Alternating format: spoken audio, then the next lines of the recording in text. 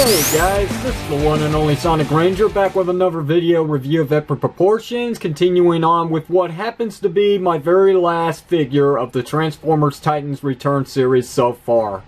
Yes, I've been unable to acquire any more figures, so womp womp. Anyway, that said, there will be other Titans Return figures down the road, but I guess I'm just going to have to find something else to review in the meantime. Having said that though, today we're taking a look at Deluxe class Skullsmasher with his Titan Master named Grax. I'm not making that up. It's right here on the packaging. Grax. Look, I'm not to judge names, but poor choice of name. Anyway, that said, move the figure out of the way so we can take a quick look at the packaging as per take to every single video review I ever do. So, here's the front. Here's the back. We're done. Bringing back in the Titan Master. Or should I just say the Transformer with the Titan Master. Which, speaking of the Titan Master, happens to be in here. And this is a real pain in my butt to actually get open. It's really hard. You really need fingernails. But, he's actually stuck in there. Just one second. But, yeah. It is a very, very rubber material. So, it's not real plastic. See, it's actually rubber. So, it makes it very difficult to actually get that to open. So, anyway, here it's Grax. And he's as ugly as Skullsmasher, unfortunately, by going face-wise. Yeah. It's okay, I guess. I mean, he's black, he's got green, and gold for the face, and that's it. It's just transformations, simple enough. And there, unfortunately, is the face of Grax, which looks weird. I don't like the eyes. I'm guessing this is supposed to be a visor, but having said that, why is this piece painted gold then? Okay, I see the nose, I get it, but this stands out way too much. It doesn't look to be a part of the nose, it looks like a piece of the visor. So, does he have eyes or does he have visor? I mean, come on now. Either way, it's ugly. And it's also black. Not a good choice. Black plastic with black eyes. Nah, I'm not feeling this one. Anyway, having said that, I do like the Gator Mode, or, you know, crocodile, whatever you want to call it. I think it's a gator. I'm going to go with gator. I don't care what you say. But, it doesn't really do much in this mode. Just, you know, get it to move a little bit, get a swivel out of this, and the feet are stationary, unfortunately. There's no movement, really. I mean, yeah, sure, maybe this, but, you know, it's hindered. It really doesn't move at all. Tail, forget about it. This joint here sucks. You go to move the tail and it comes right off. It is horrible design choice. I don't like it. Not one bit. Piece of garbage. Anyway, that said, the head, jaw can open up. You can see nice details for the tongue and the teeth, which does look fantastic. I'm not going to lie about that. It rotates. It does look left to right, up and down. So you got some good movement going on there. As a matter of fact, this is the best part about the Gator Mode. It looks fantastic. Look at that. That's nice work. So, something Hasbro can be really proud of. Having said that, though, I'm putting this tail back on, just so we can get this out of the way. Let's go ahead and take this Decepticon into size comparison. So let's bring in some deluxe figures for this. So here's Blur from this line. So there's Blur. Let's bring in a Decepticon since this is a Decepticon. So there's Scourge. So there's that. Bring in another Transformer. Here's Willie, who we haven't seen in quite some time, since I think maybe Sentinel Prime's review. And speaking of Sentinel Prime, let's bring in that orange flavored Kool-Aid, whatever you want to call it now. I'm out of jokes on this guy, so yeah, there he is. Shuttle compared to a Gator, Voyager class figure compared to a Deluxe. So now that we got that out of the way, we're done with the size comparison. You know what, screw it, I might as well bring him in just to get it out of the way. So there you go. I will be showing off all the Titans Return figures in size comparisons. But I've got only one that I haven't shown off, and I'll save that for robot mode, but you probably know who that is already. Anyway, that said, transformation into robot mode. Well, go ahead and remove the stupid tail. And, you know, untab the legs first of all. I didn't do that, unfortunately, and that can cause some issues later on. I might actually break that joint.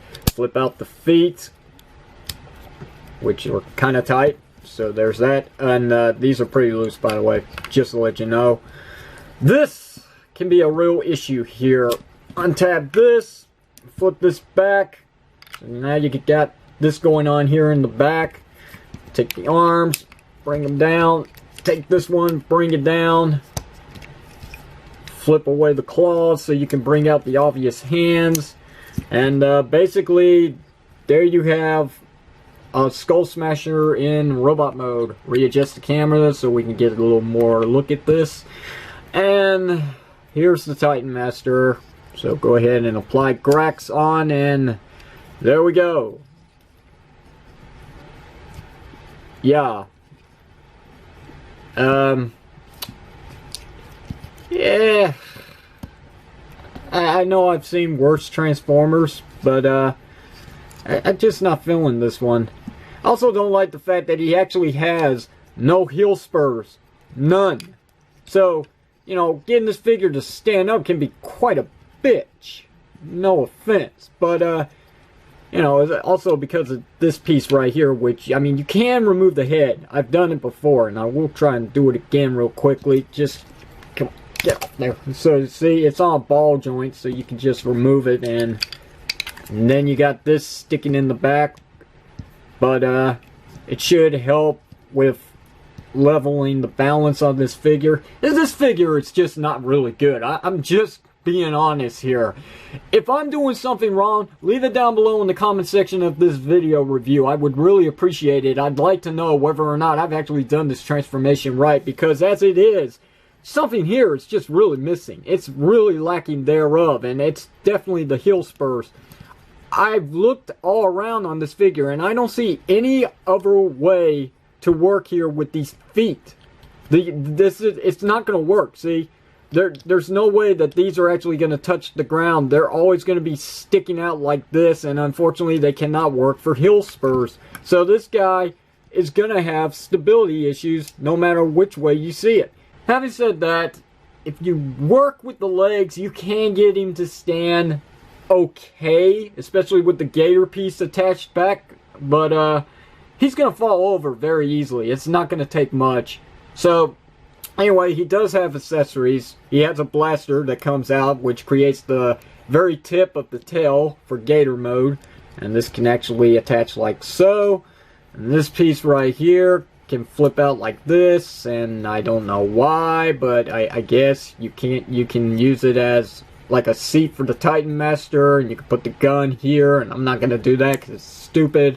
So what I like to do really is just take this piece here and get it to tab in like so, and I'd like to use it as probably a shield for the guy, but you know, you don't really wield a shield in this way.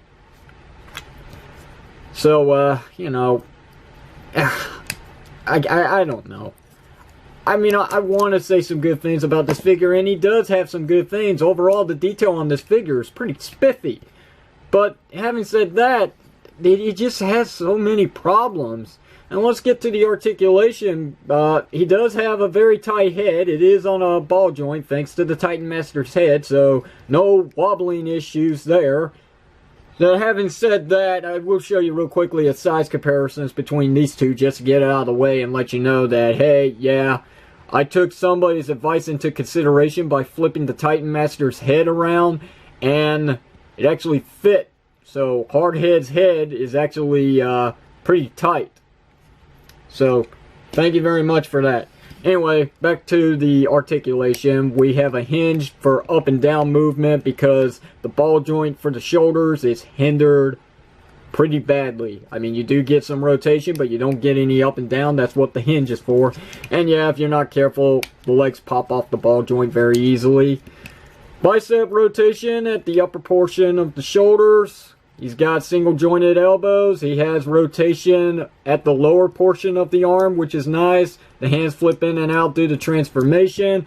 Waist rotation is present. Not many Transformer figures have that. Ball jointed legs, like I mentioned before, they go up, they go back, they go in and out. There's a thigh cut that allows complete rotation there.